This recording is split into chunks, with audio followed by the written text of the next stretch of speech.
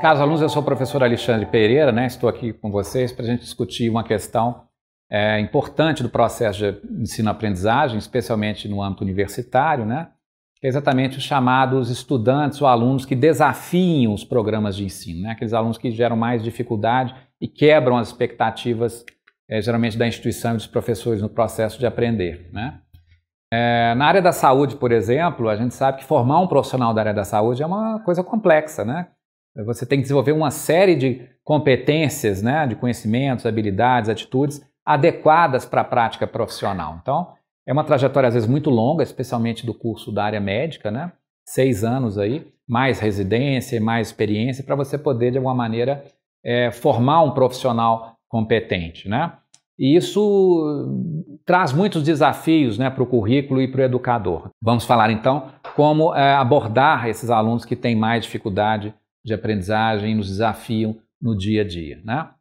Eu vou passar para vocês aqui um gráfico de um trabalho bem interessante de um autor que propõe uma discussão do que seria um bom aluno, o que seria um mau aluno, vamos dizer assim, na concepção clássica do termo, né?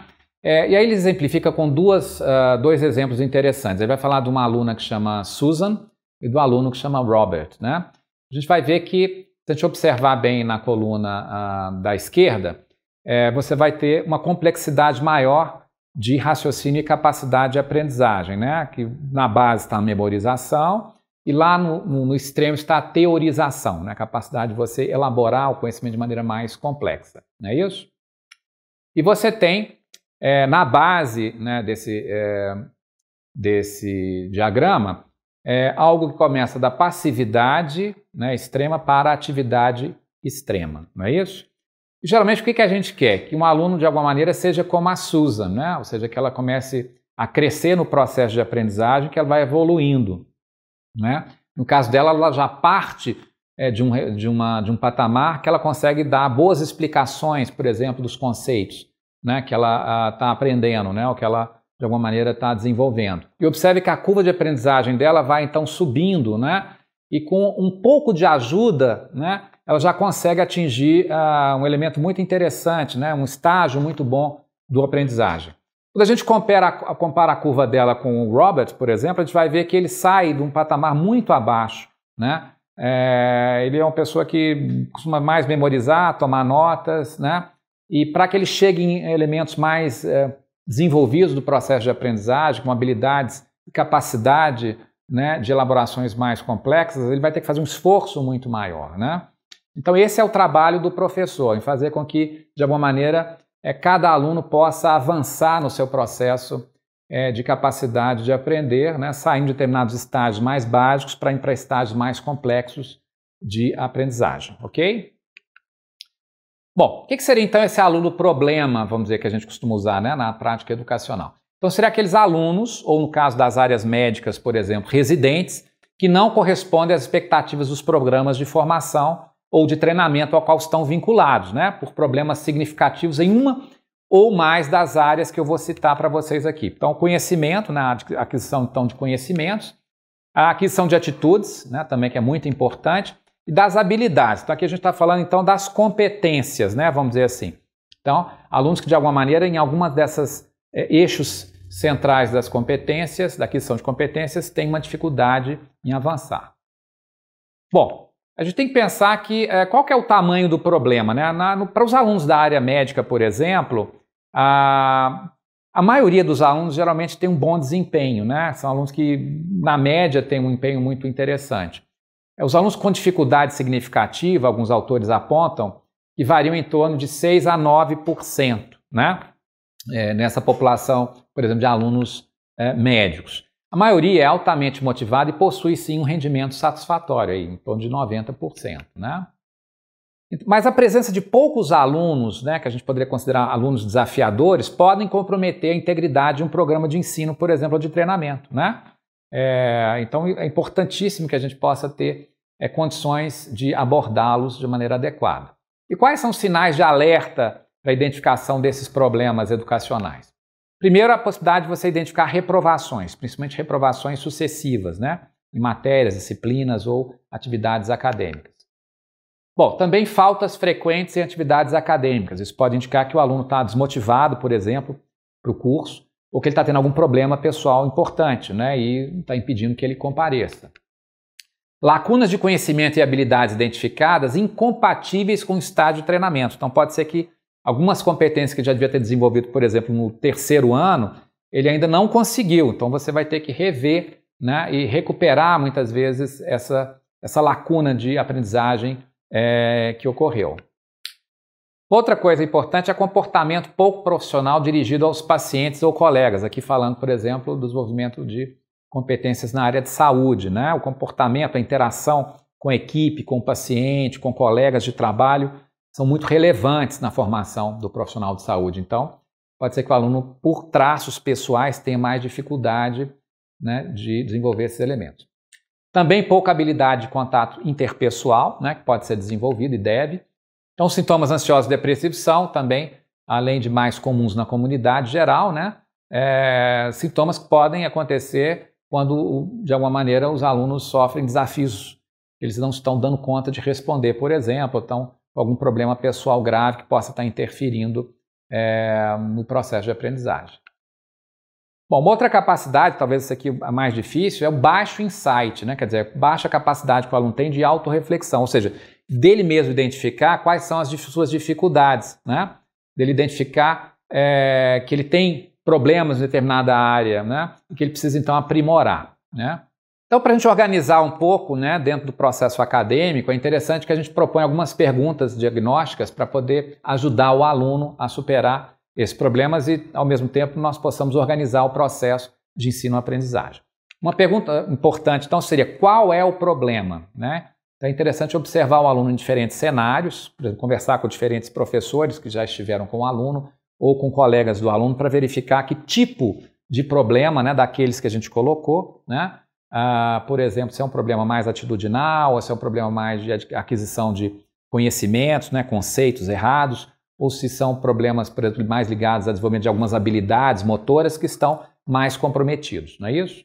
Outra pergunta importante, qual a percepção do aluno sobre o problema? Eu ressaltei muito a questão do insight, né? Quer dizer, para verificar se o aluno tem percepção de que ele está com aquela deficiência, aquela dificuldade ou não, né? Esse é um elemento fundamental para a mudança. Se o aluno não está percebendo, não está aceitando que ele tem um determinado problema, uma área de desenvolvimento profissional, dificilmente ele vai estar motivado a mudar, né?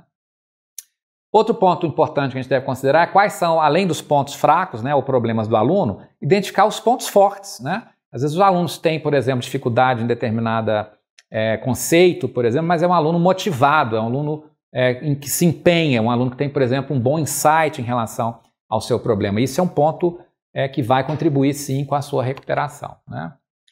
Um outro ponto importante seria identificar quais são os fatos relevantes da sua história pessoal. Ou seja, como é que o aluno chegou até ali? Como é que foi esse processo de escolha, né, do curso, por exemplo, universitário? Ele está envolvido com o curso? Existe algum aspecto pessoal, afetivo, pode estar relacionado, por exemplo, nesse momento com um baixo desempenho acadêmico, né? Então é importante a gente tentar imaginar isso. Será que em algum momento do curso ele teve algum problema pessoal grave que impediu que ele avançasse, que gerou um impacto psicossocial muito significativo? Então, esses elementos da história pessoal são muito importantes da gente avaliar, né? Já que a gente também trabalha dentro da perspectiva do outro, da subjetividade, né? De perceber no outro quais são as suas dificuldades e sua história única. Outra questão, né, importante seria quais são as responsabilidades da instituição de ensino e dos professores em relação a esse problema. Né? Não adianta a gente só culpar o aluno, achar que ele é o único que tem problemas, né?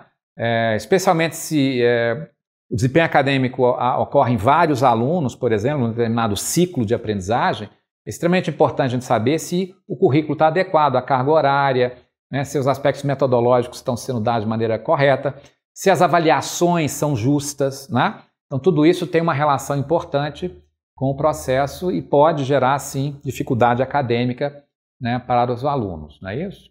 Então, a gente tem que sempre perguntar qual é o papel do professor e da instituição se alguns alunos, né, ou muitos alunos estão com dificuldade, sim, acadêmica.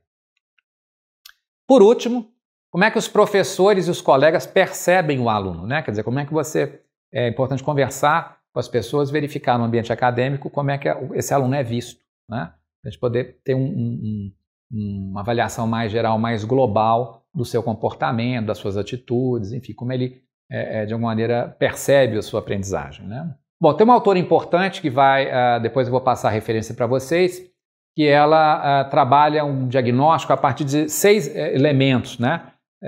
Diagnósticos que possam nos ajudar, por exemplo, isso pode ser útil, por exemplo, a gente organizar formas de abordagem, né? E, vamos assim, algum tipo de protocolo de abordagem desses alunos.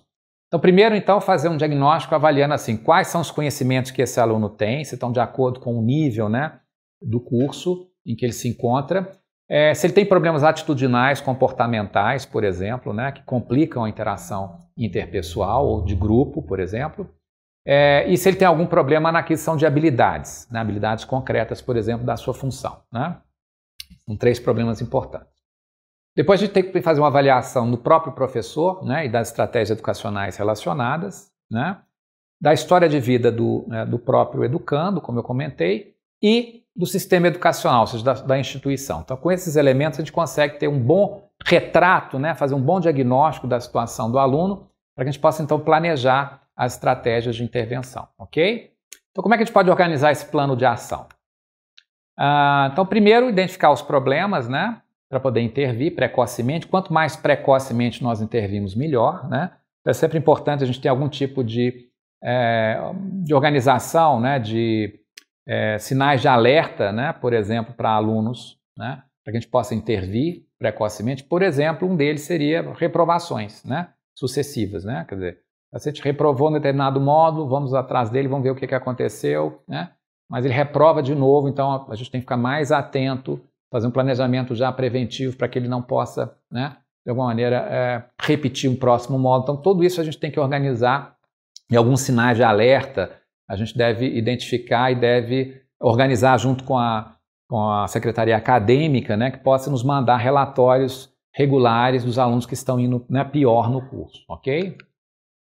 Bom, registrar adequadamente os eventos. É muito importante que nas entrevistas com o aluno, aquilo que foi orientado para o aluno, aquilo que foi proposto para o aluno seja registrado, né? Para que o aluno depois também não possa argumentar que não teve ajuda institucional, por exemplo, nem dos professores, né, do ponto de vista do seu auxílio acadêmico. Muito importante isso.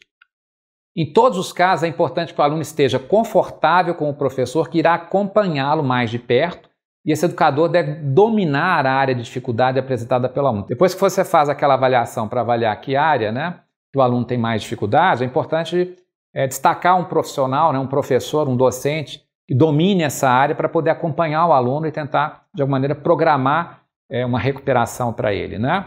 E é importante que o aluno tenha intimidade, né, tenha transferência com esse professor. Não adianta a gente induzir, né, a perspectiva de um professor que o aluno já teve um problema anterior, já teve uma relação desgastante. Então é importante que o aluno, se ele puder, inclusive, às vezes, escolher o professor que possa acompanhá-lo nesse processo, que ele o faça, né? E a duração da intervenção vai depender dos resultados alcançados. Então pode ser que você tenha que reavaliar, né, cada momento, semestre, módulo, bloco, para avaliar se o aluno já conseguiu, né, a partir dos processos de avaliação, não é isso?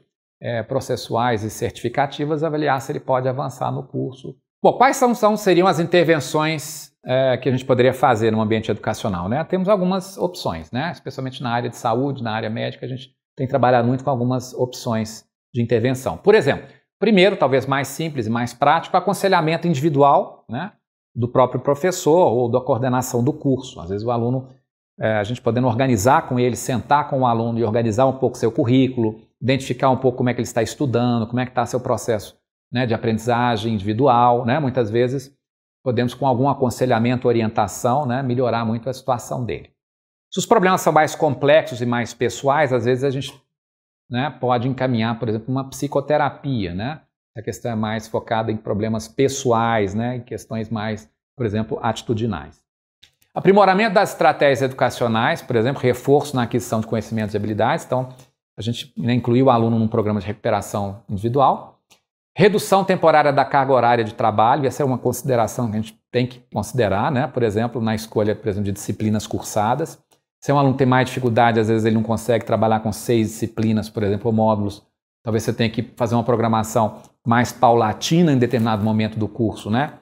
e reduzir um pouco a carga horária para que ele possa aproveitar a carga horária que ele vai utilizar. Podemos pensar numa mudança de local de estágio, ou de professor, ou de supervisor, se for o caso, né? Dependendo do tipo de processo educacional que ele vai estar submetido. Às vezes ele tem um problema específico com aquele local, com aquele professor, com aquele supervisor, e um remanejamento aí pode fazer com que haja sucesso acadêmico daquele aluno, né? Bom, outras opções de intervenção clássicas, né, que muitos já conhecem, exatamente a instituição de mentoria de pares, né, quer dizer, os alunos ajudando os próprios alunos, né, ou mentoria mesmo clássica, quer dizer, o professor que é escolhido, né, vai ficar com aquele aluno e vai, de alguma maneira, ajudá-lo no percurso acadêmico, né? Além, claro, da monitoria que pode ser, de alguma maneira, organizada para aquele aluno. Bom, outro aspecto que pode ser considerado é a licença ou trancamento do curso, né? Às vezes o aluno está passando por um processo pessoal importante, uma dificuldade, né? Por exemplo, uma gravidez, uma doença, um problema grave de família, né? Um transtorno psiquiátrico, então pode ser que ele precise de se ausentar um período, já que ele não vai ter um desempenho acadêmico importante naquele momento, né? Ou ele precisa então resolver essas questões para voltar de maneira mais adequada. E no extremo, né, claro, especialmente se a gente está falando de aspectos comportamentais, né, possibilidade de suspensão do aluno, se houver má conduta, né, prevista no próprio regulamento do curso, e na sua, digamos assim, no seu limite até a expulsão, por exemplo, se a falta for muito grave, né. Bom, um elemento interessante que a gente pode utilizar, e muitos cursos já possuem isso, né? A legislação tem apoiado muito a introdução dos núcleos de apoio pedagógico dos alunos universitários, né? É muito comum que os cursos tenham os núcleos de apoio pedagógico, né?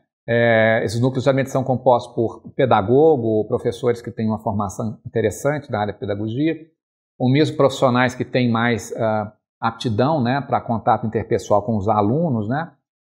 Que pode, de alguma maneira, orientar os alunos, sim, do ponto de vista do seu estudo individual, fazer um pequeno diagnóstico, verificar quais são os problemas, ou seja, trabalhar aqueles elementos, aqueles 6 elementos que eu comentei com vocês, né, de avaliação, né, relacionados com a instituição, com o aluno, com o professor, e verificar os elementos que estão envolvidos ali, poder atuar de uma maneira mais eficaz, né.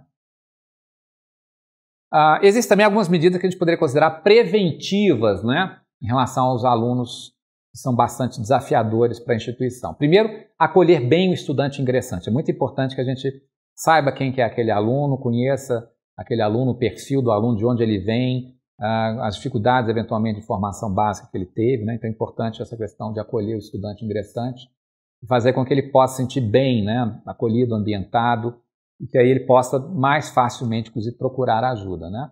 Existem muitos alunos que têm uma visão de autossuficiência muito grande, e eles têm muitas vezes dificuldade em buscar ajuda, né, ou se sentem envergonhados quando isso acontece. Então é importante que a gente crie um ambiente adequado para isso. Manter canais abertos de interlocução com o aluno e com o corpo acadêmico, né, quer dizer, ter representantes, por exemplo, de alunos de turma, semestre, ter reuniões esporádicas, né, ou mesmo regulares com esses alunos ao longo do curso, também é muito importante, para que a gente possa identificando os problemas, por exemplo, do próprio currículo, ou de um ou outro aluno, ou situação acadêmica que possa ser modificada, né, do ponto de vista da coordenação do curso, do ponto de vista administrativo, enfim.